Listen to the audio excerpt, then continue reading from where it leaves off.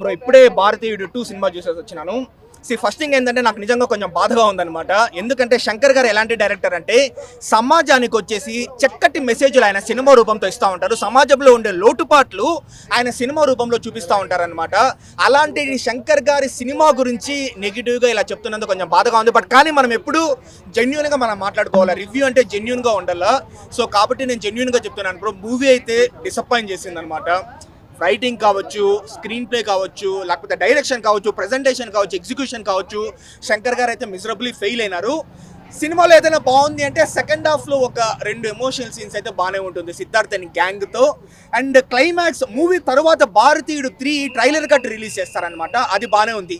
ఆ 3 సీన్లు తప్ప రిమైనింగ్ అంతా కూడా నాకు థియేటర్లో కూర్చోవడానికి కొంచెం కష్టం అనిపించింది అనమాట. సీరియస్లీ ఏంట్రా ఇది, ఎందుకు ఇలా తీస్తున్నారో నాకు నేనే క్వశ్చన్ చేసుకున్న సందర్భాలు చాలానే ఉన్నాయి.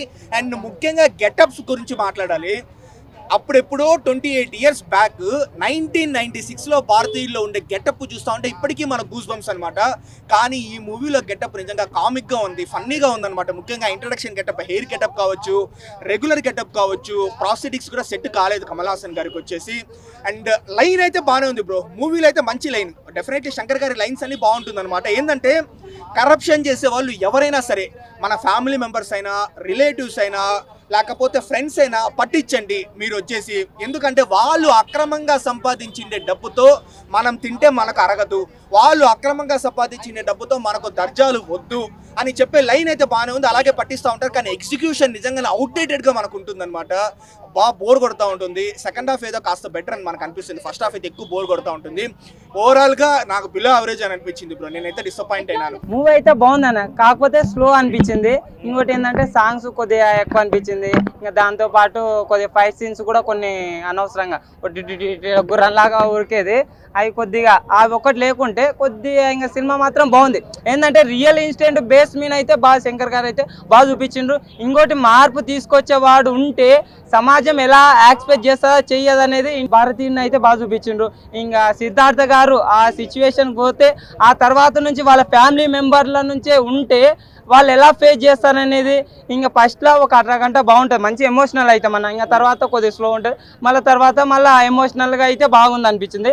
ఇంకా ఇప్పుడు జరుగుతున్న కరప్షన్ ఒకటే కాకుండా, అంటే పార్ట్ 1లో కరప్షన్ చూపించింది, కానీ దీనిలో కరప్షన్తో పాటు జరుగుతున్న అంటే జాబు ఇవ్వకుండా కానీ ఇట్లా, అంటే ఇప్పుడు అవసరం, ఇప్పుడు క్వాలిఫై ఉంటుంది వానికి ఇస్తే దేశం కూడా బాగా అభివృద్ధి చెందుతూ మంచిగా ఉంటుంది. కానీ ఏమి రానోడు, అంటే ఇప్పుడు డాక్టర్ ఎంబీబీఎస్ అంటే కొంత పరపతికి ఏమంటారంటే ఏం లేకుండా కానీ ఎంబీబీఎస్ చేస్తాడు. అలాంటి వాడు ఎంతమంది ప్రాణాలు తీస్తాడు, ఏం కథ అనేది ఆడ చూపించిండు. ఇంకోటి ఏంటంటే లైసెన్స్ కూడా, ఇప్పుడు వాడు డ్రైవింగ్ రానోడు లైసెన్స్ ఇచ్చి వాడు ఎవరినో గుద్ది వాళ్ళ ప్రాణాలు, అదే నీ ఫ్యామిలీ మెంబర్ జరిగితే ఇలాంటివి మంచి క్లియర్గా చూపించింది అనమాట.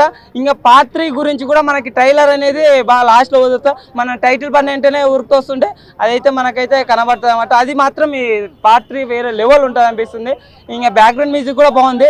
ఇంకా కమల్ హాసన్ గారి క్యారెక్టర్లు డిఫరెంట్, ఒకటి చైనీస్ క్యారెక్టరు, ఇంకోటి వేరే క్యారెక్టర్లు అనేది చూపిస్తారు. ఇంకోటి విజయ్ మాల్యన్ కూడా దానిలో ఇంక్లూడ్ చేస్తాడు అన్నమాట. ఎస్జే సూర్య వీళ్ళంతా ఎట్లా ఇప్పుడు ఉన్న సోషల్ మీడియా ఎలా అంటే మంచి ఎలా చేస్తుందో అలాంటి మంచి వ్యక్తిని కూడా చెడుగా ఎలా చూపిస్తుంది అనేది ప్రతి దాన్ని అయితే శంకర్ గారు అయితే బాగా చూపించిండు. కొద్దిగా ట్రిమ్ చేసి ఉంటే బాగుండేది. 3 అవర్స్ అవ్వడం వల్ల కొందరికి లాగ్ అవ్వచ్చు అనిపిస్తుంది. ఇంకా కలికిలో ఒక డైలాగ్ ఉంది, మనిషికి ఎన్ని అవకాశాలు ఇచ్చినా కానీ మనిషి మారలేడు. నిజంగా అంటే మనిషి మారలేడు. ఎందుకంటే ఇప్పుడు ఎంత క్రూరంగా తయారైనారంటే జనాలు మంచి కన్నా చెడు ఎక్కువ తొందర అట్రాక్ట్. ఇప్పుడు ఇట్లాంటి మంచి సినిమాలను తొందర తీసుకోరు, అదే చెడు దాంట్లో అడల్ట్గా అయితే ఎక్కువ తీసుకుంటారు. ఇప్పుడు దాంతో పాటే ఈ సినిమా అనేది మనకి చూపిస్తూ వస్తారన్నమాట ప్రతి ఇన్సిడెంట్ అనమాట. మంచి వాళ్ళకైతే బాగానే ఎక్కుతుంది. ఇంకా కొంత కరప్షన్ కానీ కొద్దిగా అలా ఆలోచించే వాళ్ళకైతే కొద్దిగా అంత ఎక్కకపోవచ్చు అనమాట. సినిమా అయితే కొద్దిగా స్లో అని అయితే అనిపిస్తుంది. సినిమా అయితే నాకైతే మంచిగా అనిపించింది. కొద్ది సాంగ్స్ అవి ఒకటే, ఇంక అంత అయితే బాగానే ఉంది. పార్ట్ 3 గురించి వెయిటింగ్ చేస్తున్నా. 2025 అయితే వస్తుంది.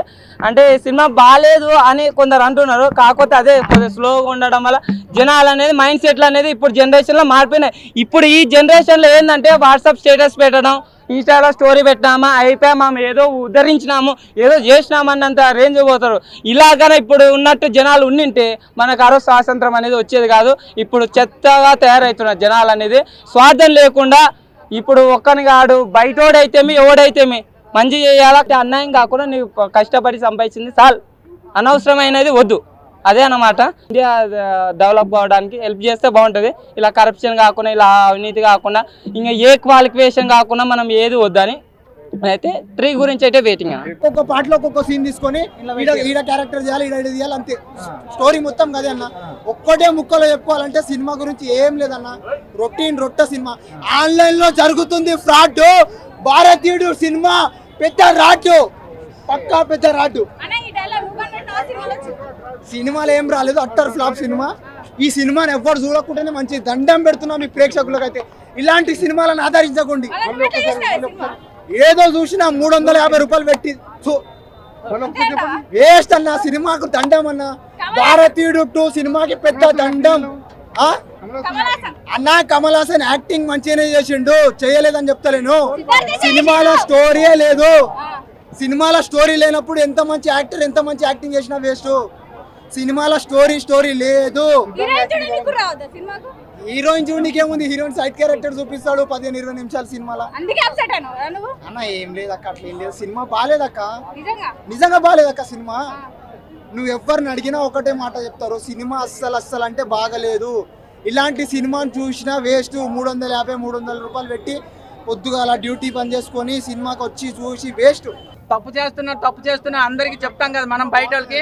మనం చేయకుండా ఉంటే సొసైటీ క్లీన్ గా ఉంటదని శంకర్ మన మీదే వదిలేశాడు. సినిమాలో అయితే అదే చూపించారు.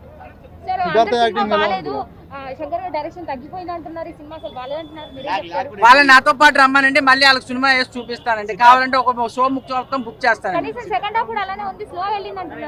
ఎవరండి వాళ్ళు సరిగా చూడలేదండి సినిమా చూడకుండా నెపోటిజన్స్ వచ్చి మాట్లాడితే మీరు ఎట్లా అంటే చెప్తారు. నేను కమల్ హాసన్ గారి ఫ్యాన్ కాదు, శంకర్ గారి ఫ్యాన్ కాదు. సినిమా ఎక్సలెంట్ ఉంది. ప్రతి సీన్ హైలైట్ అండి. శంకర్ మూవీ తీయడమే హైలైట్ అండి, మళ్ళీ సీన్ హైలైట్ అంటారు ఏంటండి. Shankar movie highlight. ఎలా ఉన్నాయి డైలాగ్స్, ఎలా ఉన్నాయి? కమల్ హాసన్ గారి గెటప్ ఎలా ఉంది ఇందులో? కమల్ హాసన్ గారికి కొంచెం కాస్ట్యూమ్స్ ఎక్కువైంది, చాలా బాగుంది, ఎక్సలెంట్.